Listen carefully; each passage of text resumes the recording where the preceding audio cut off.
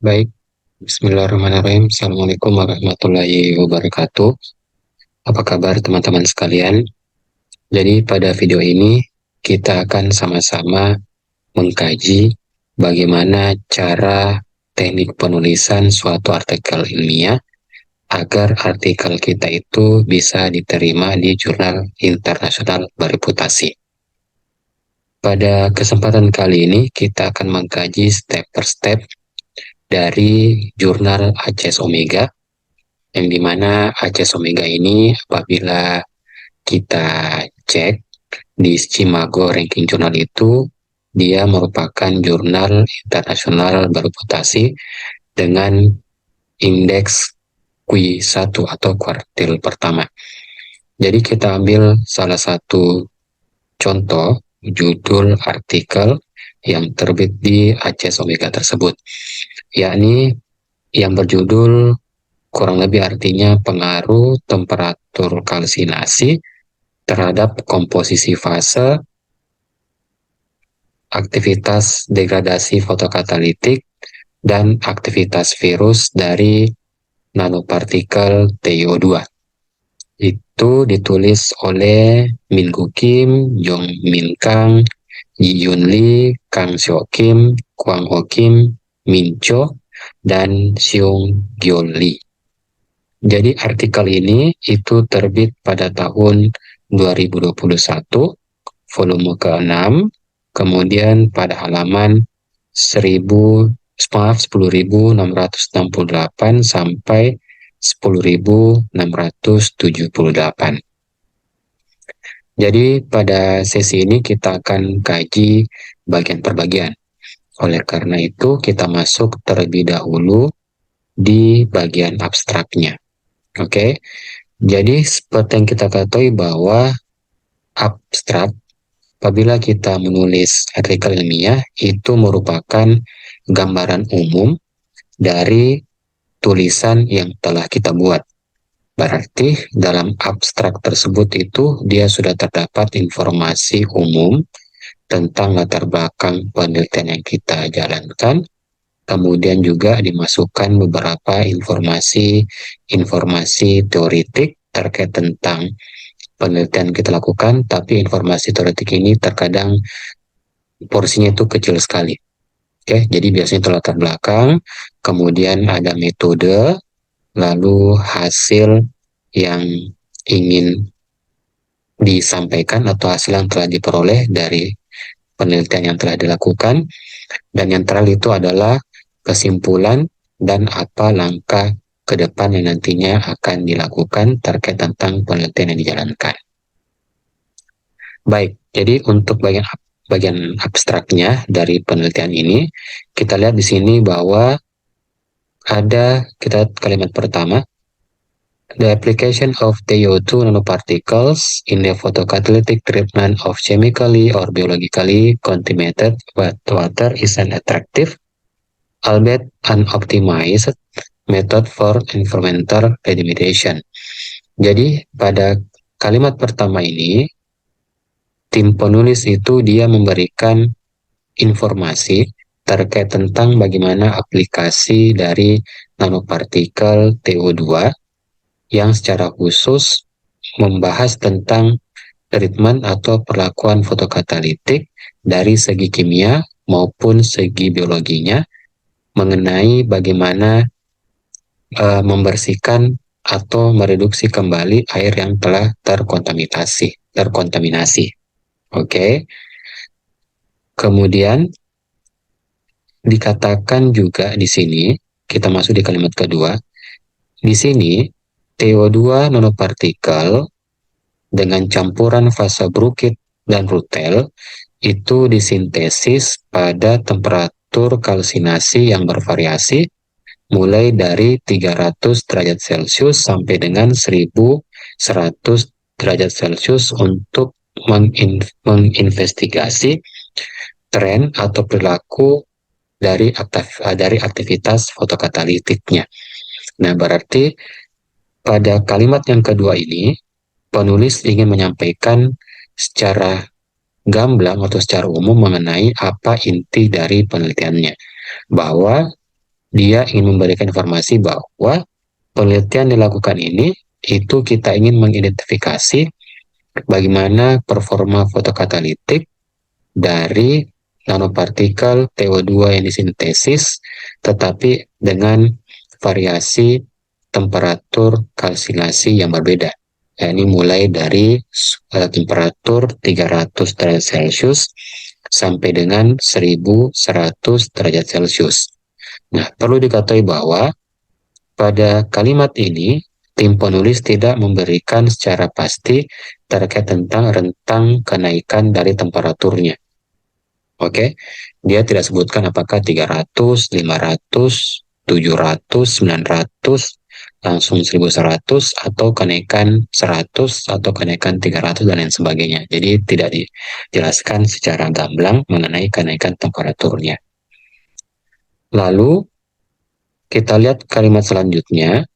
Oke, kemudian sifat kekristalan, ukuran kristal, dan ukuran partikel dari bahan yang telah dikalsinasi itu ternyata mengalami peningkatan seiring dengan peningkatan temperatur kalsinasinya. Sementara itu, ya, nilai luas permukaan spesifiknya itu dia mengalami penurunan secara signifikan. Berarti pada kalimat yang ketiga ini, tim penulis itu sudah memberikan informasi mengenai hasil yang dia peroleh terkait tentang besaran-besaran kristalografi. Itu ada sifat kekristalannya, kemudian ada ukuran kristalnya, lalu ada ukuran butirnya. Itu ternyata dia mengalami peningkatan seiring dengan meningkatnya temperatur kalsinasi. Tetapi untuk besaran yang lain, terusus dari luas permukaan itu, dia mengalami penurunan. Artinya semakin tinggi temperatur, maka luas permukaannya juga itu dia akan semakin menurun, dia kontradiksi. Oke, jadi terlihat bahwa pada kalimat pertama itu dia memberikan informasi dasar atau gambaran umum tentang aplikasi TO2. Lalu pada kalimat kedua itu dia sambung dengan metode yang digunakan, terusus jenis variasinya apa. Dia menggunakan variasi temperatur untuk mengetahui bagaimana aktivitas fotokataliknya. Pada paragraf ketiga itu para penulis sudah masuk ke hasil yang dia peroleh. Oke. Hasil yang pertama itu menunjukkan tentang sifat-sifat kekristalan yang menunjukkan bahwa adanya besaran yang ikut naik seiring dengan meningkatnya temperatur, dan ada juga besaran yang turun seiring dengan meningkatnya temperatur kalsinasi. Oke. Pada kalimat selanjutnya, tim penulis itu dia mengidentifikasikan atau memberikan informasi secara detail mengenai temperatur-temperatur yang dipilih. Oke, terlihat bahwa untuk fase komposisi atau komposisi fase TO2 dengan variasi temperatur pada suhu 300 derajat Celcius itu terlihat bahwa adanya fase Brooke dan rutil. Oke. Tetapi pada suhu 500 derajat Celcius itu terlihat bahwa adanya transformasi fase atau perubahan fase dari fase Brooke ke fase anatase. Kemudian dia akan menjadi sempurna, jadi maksudnya fase anatasenya itu dia akan sempurna pada temperatur 700 derajat Celcius. Kemudian untuk suhu di atas 700 derajat Celcius itu, maka kembali lagi transformasi fase dari fase anatase ke fase rutil. Oke, lalu selanjutnya pada temperatur 1100 derajat Celcius, maka telah terjadi perubahan fase yang sempurna, yakni fase rutil yang sifatnya stabil. Berarti pada kalimat ini, penulis ingin memberitahukan terkait tentang hasil dari pengaruh temperatur terhadap komposisi fasenya. Ya, dia katakan di sini, jadi kita lihat dia mengambil temperatur 300, 500, 700, dan 1100 derajat Celcius. Nah, jadi dia ceritakan pada suhu 300 itu fase yang muncul apa, kemudian pada suhu 500 derajat Celcius fasenya jadi apa, terus pada fase 700 derajat Celcius transformasi fase apa lagi yang terjadi, sampai pada temperatur 1100 derajat Celcius ditemukan bahwa ternyata fase rutil sudah menjadi fase yang stabil. Oke. Nah, pada kalimat selanjutnya, penulis juga ingin memberikan informasi terkait tentang sifat optik dari partikel nano TO2-nya, terusus tentang besaran energi gap-nya atau celah energi. Dikatakan bahwa the optical band gaps of the calcined TO2 nanoparticles itu dia menurun seiring dengan meningkatnya temperatur kalsinasi. Oke. Lalu selanjutnya pada kalimat ini dia memberikan informasi tentang aktivitas fotokatalisnya. Oke, dikatakan bahwa ternyata sampel TO2 yang fasenya itu adalah gabungan antara fase anatas dan rutil itu yang disintesis pada temperatur 700 derajat Celcius ternyata memberikan sifat degradasi dari sampel methylene blue. Oke, jadi methylene blue itu semacam kayak objeknya yang digunakan untuk mengidentifikasi proses degradasi fotokatalis dari TO2.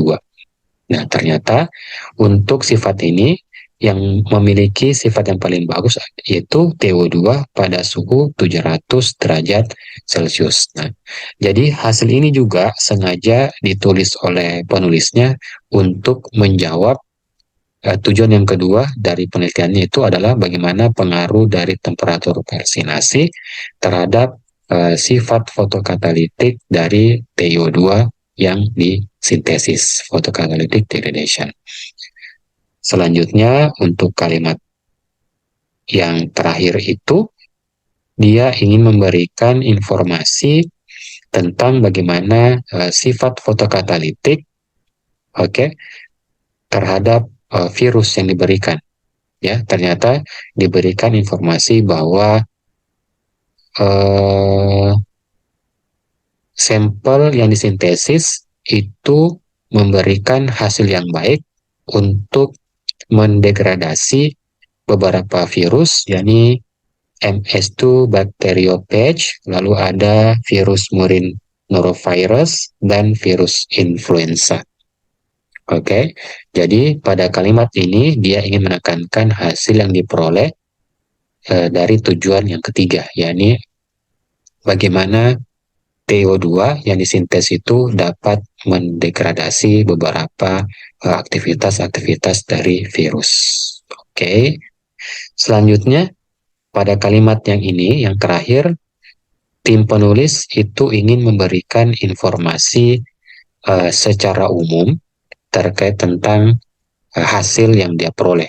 Ternyata dari sekian banyak hasil yang didapatkan, maka si penulis dapat menuliskannya pada akhir abstrak, itu kesimpulannya bahwa ternyata sampel TO2 yang terdiri dari campuran fase anates dan rutil itu yang disintesis pada temperatur 700 derajat Celcius bisa dipertimbangkan untuk menjadi kandidat yang paling baik untuk aplikasi fotokatalitik pada bidang lingkungan, seperti misalnya untuk penjernihan air ataupun untuk mematikan virus-virus. Nah, berarti jelas sudah pada bagian abstraknya ini,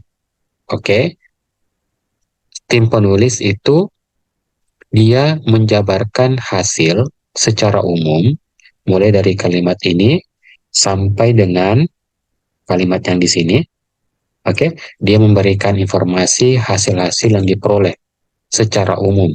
Nah, terus urutannya juga itu tidak sembarangan. Dia mengurutkan berdasarkan dengan judul yang dia tulis. Berarti dia jelaskan terlebih dahulu secara umum mengenai pengaruh temperatur kalsinasi terhadap komposisi fase. Setelah itu dia berikan informasi tentang pengaruh temperatur kalsinasi terhadap sifat fotokatalitik, terus degradasi dari methylene blue sebagai reagen. Dan yang ketiga itu bagaimana pengaruh temperatur kalsinasi terhadap aktivitas virus, ya beberapa virus yang kita baca tadi ada 3 dari serbuk TO2 nanopartikel. Setelah itu, maka pada bagian akhir, penulis itu bisa memberikan kesimpulan dan eh, memberikan prediksi ke depannya bagaimana dari hasil yang dia peroleh.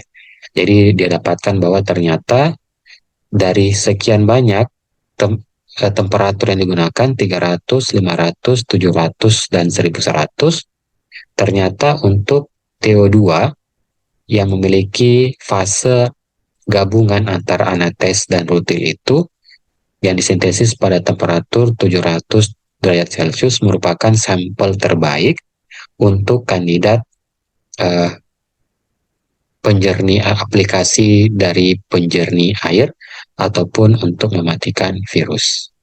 Oke, nah jadi berdasarkan penjelasan tadi, maka kita bisa dapat simpulkan bahwa kalau kita ingin menulis abstrak, oke, pastikan itu kita menuliskan secara umum saja, general, terkait tentang latar belakang yang dilakukan, kemudian jika bisa memasukkan informasi tentang metode, oke, yang dilakukan. Adapun informasi metodenya itu terlihat di sini, oke. Nah, jadi dapat kita lihat bahwa metodenya itu dia mensintesis TO2 dengan memvariasikan temperatur kalsinasi. Nah, setelah itu kita bisa masuk ke pemberian informasi secara umum ya terkait tentang hasil-hasil yang diperoleh. Ya, usahakan dia terstruktur tergantung dari judul yang teman-teman akan buat nantinya. Kemudian pada bagian akhirnya itu kita bisa menuliskan kesimpulan terkait tentang sampel yang kita buat, apakah dia yang paling bagus, oke, untuk keperluan tertentu. Dalam kasus ini dikatakan bahwa TO2 nanopartikel dengan fase gabungan anates dan rutil yang disintesis pada temperatur 700 derajat Celcius ternyata sampel yang paling baik untuk aplikasi penjernih air dan pembasmi virus. Oke, jadi sekian informasi terkait tentang bagaimana cara menulis abstrak yang baik. Oke, jadi ini juga mungkin sebagai masukan pribadi bagi saya untuk nantinya bisa dapat menulis dengan lebih baik lagi. Oke, kalau begitu sekian untuk pertemuan kita kali ini. Sekian dari saya. Assalamualaikum warahmatullahi wabarakatuh.